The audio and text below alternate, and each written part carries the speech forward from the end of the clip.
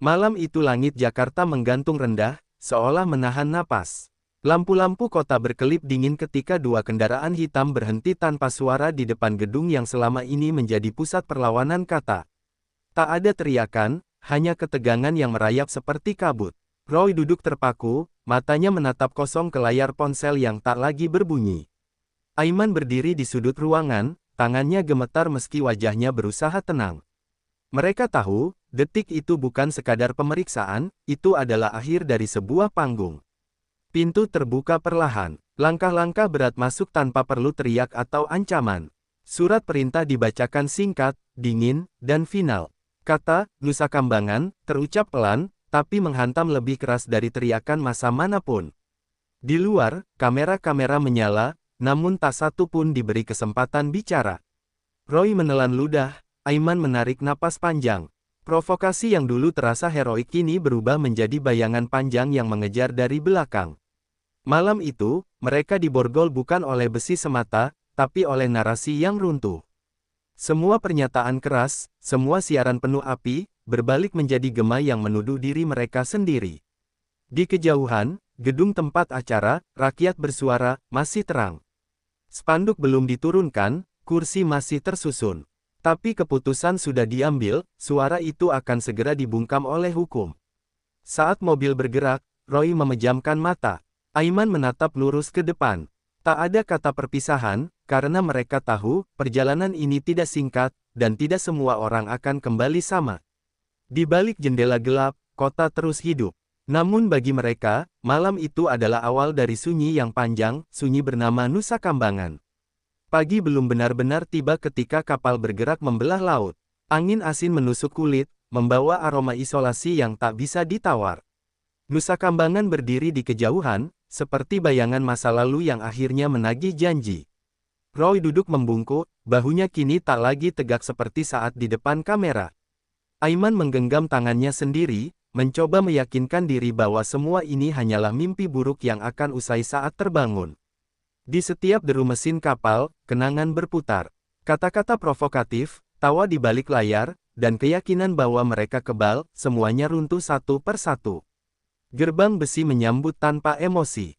Tak ada sambutan, tak ada sorotan. Di tempat ini, nama besar tak berarti apa-apa. Yang ada hanya nomor, aturan, dan waktu yang berjalan lambat. Sementara itu di Jakarta, kabar menyebar cepat. Acara, Rakyat Bersuara, dinyatakan resmi bubar. Studio ditutup, izin dicabut, dan layar-layar yang dulu riuh kini gelap tanpa suara. Di tempat lain, Tifa dan Rismon mulai merasakan hawa dingin yang sama. Pesan singkat tak lagi dibalas, telepon tak lagi diangkat. Keteguhan mereka mulai retak oleh satu pertanyaan, siapa berikutnya? Roy dan Aiman berdiri sejajar untuk terakhir kalinya sebelum dipisah. Tak ada kata, hanya tatapan yang menyimpan penyesalan. Di tempat ini, keberanian diuji bukan oleh teriakan, melainkan oleh kesunyian. Saat pintu sel menutup, satu hal menjadi jelas, provokasi mungkin mengguncang negeri, tapi hukum selalu menunggu dengan sabar. Dan di Nusa Kambangan, waktu akan menjadi hakim paling kejam. Pagi itu studio, Rakyat Bersuara, tak lagi riuh. Lampu sorot yang biasanya menyala terang kini mati, menyisakan pantulan debu di lantai.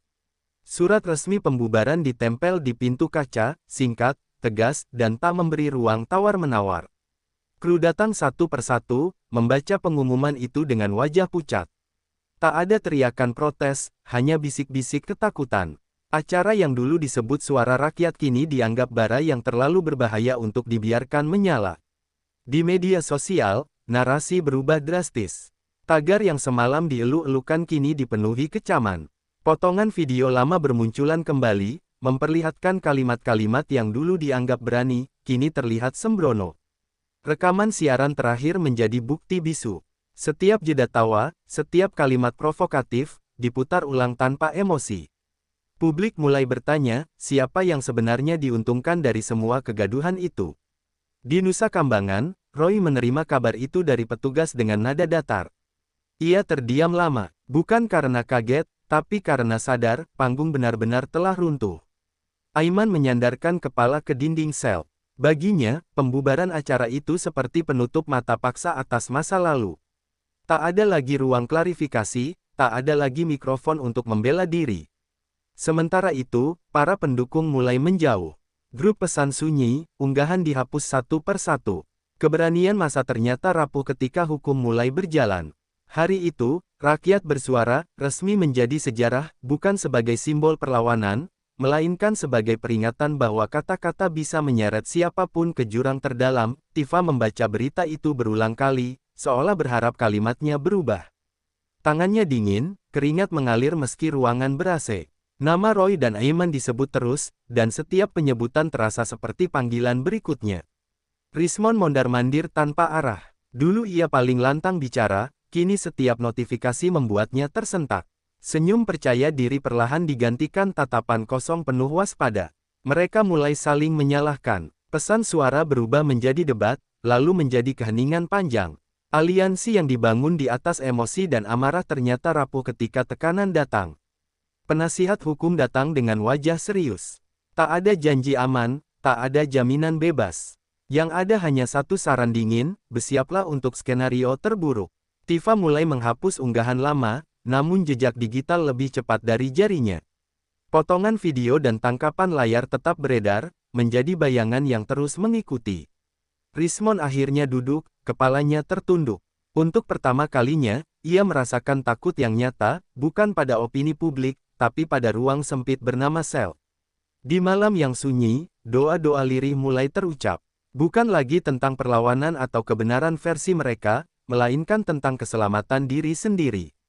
Dan di saat itulah mereka sadar, ketika provokasi berhenti menguntungkan, keberanian berubah menjadi permohonan ampun yang paling jujur. Pagi itu, sebuah rekaman bocor ke publik.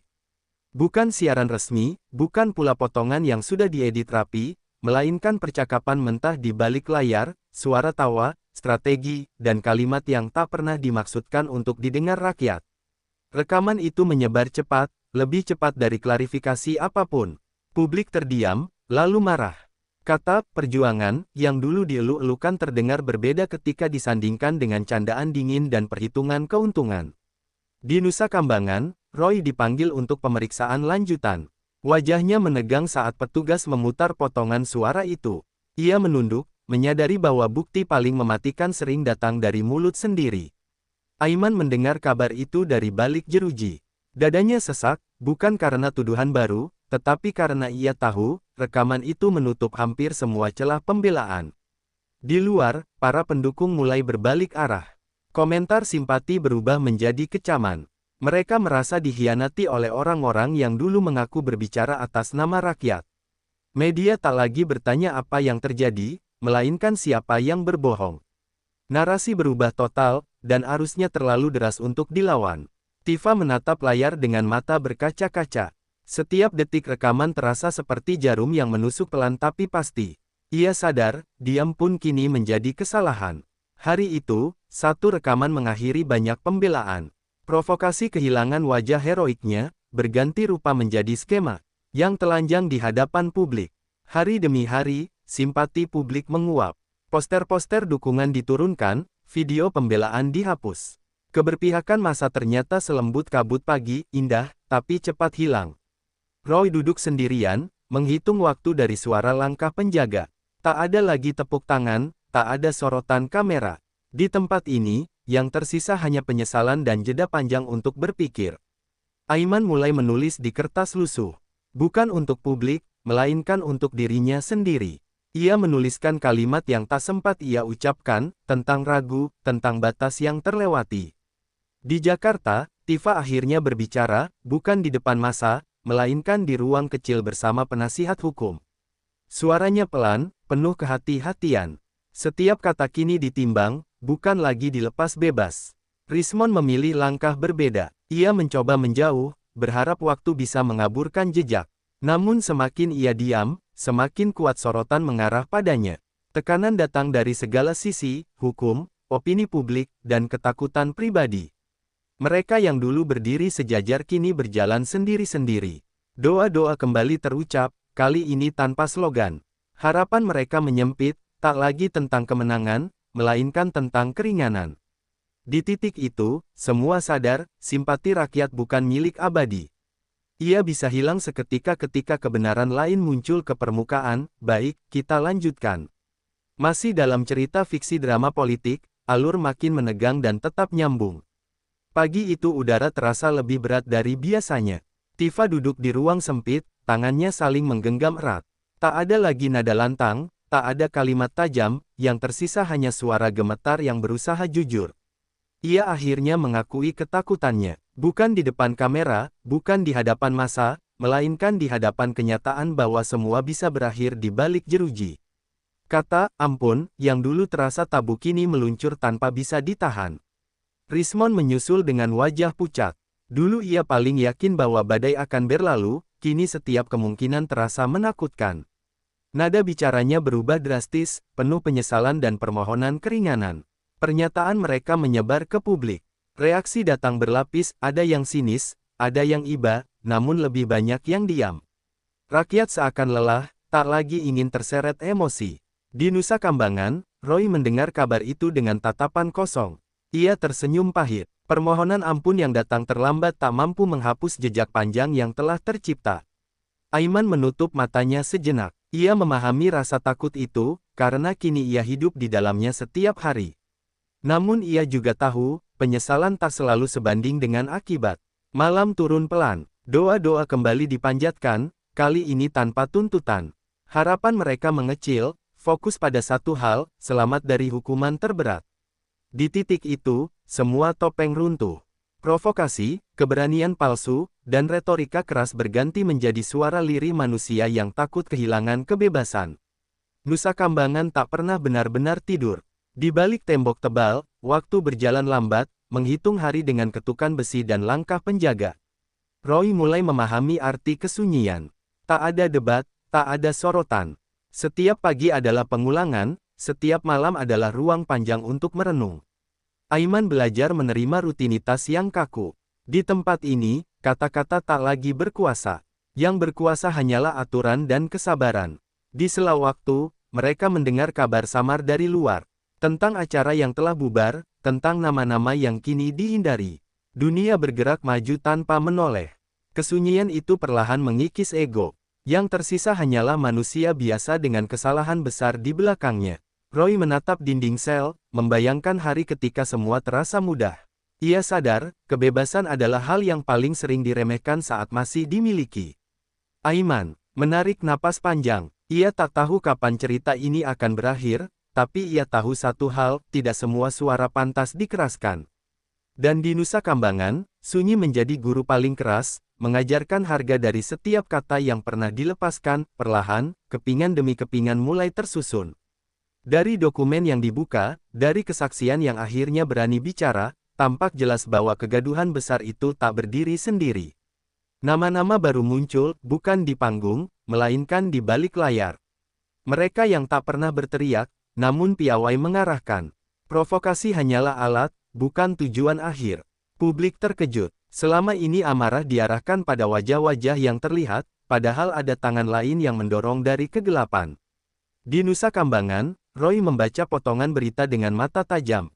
Ada kelegaan pahit di dadanya, bukan karena bebas, tetapi karena kebenaran perlahan menemukan jalannya.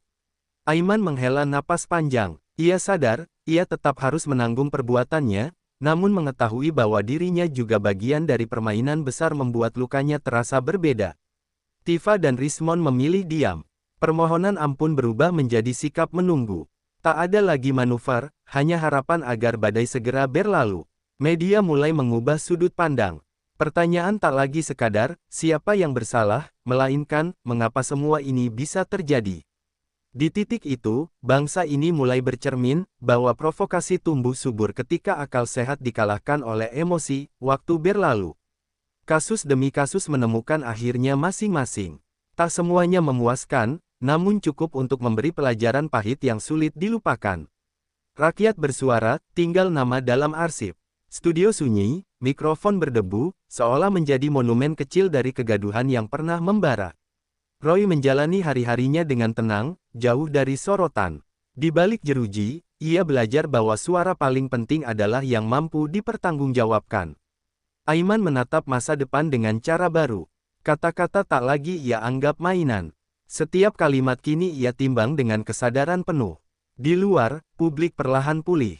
Emosi mereda, diskusi kembali ke akal sehat.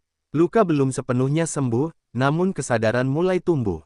Tifa dan Rismon menghilang dari panggung. Nama mereka masih diingat, tapi tak lagi dieluk-elukan. Ketakutan telah mengajarkan batas yang dulu mereka abaikan. Negeri ini belajar satu hal penting, kebebasan berbicara adalah hak, namun tanggung jawab adalah kewajiban yang tak bisa ditawar. Dan ketika malam kembali tenang, provokasi itu resmi berakhir, meninggalkan pelajaran bahwa suara keras tanpa nurani hanya akan membawa sunyi yang panjang.